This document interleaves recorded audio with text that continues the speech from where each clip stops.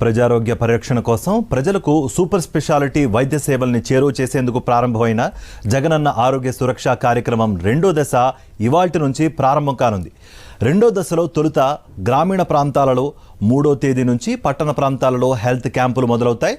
6 నెలల పాటు సాగే ఈ రెండో దశ కార్యక్రమంలో 13,945 ఆరోగ్య శిబిరాలను నిర్వహించేందుకు ఏపీ వైద్య ఆరోగ్య శాఖ అన్ని ఏర్పాట్లు పూర్తి చేసింది.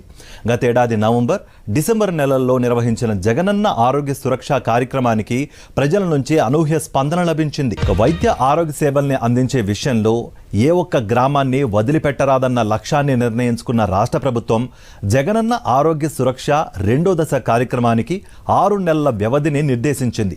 ముఖ్యమంత్రి వైఎస్ జగన్మోహన్ రెడ్డి నాయకత్వంలోని రాష్ట్ర ప్రభుత్వం ఆరోగ్య ఆంధ్రప్రదేశ్ లక్ష్యాన్ని సాధించేందుకు తొలి దశలో 50 రోజులకు పైగా నిర్వహించిన జగనన్న ఆరోగ్య సురక్ష కార్యక్రమంలో 60 లక్షల మందికి పైగా ప్రజలు ప్రయోజనం పొందారు.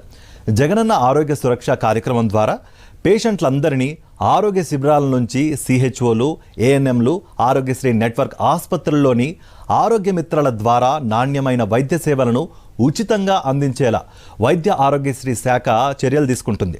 దీంతో పాటు ఈ ప్రక్రియనంతా యాప్ ద్వారా పరిశీలించి పేషెంట్ల రవాణా, ఇతర ఖర్చుల నిమిత్తం 500 రూపాయలు వారికి వైద్య ఆరోగ్య శాఖ అందజేయనుంది.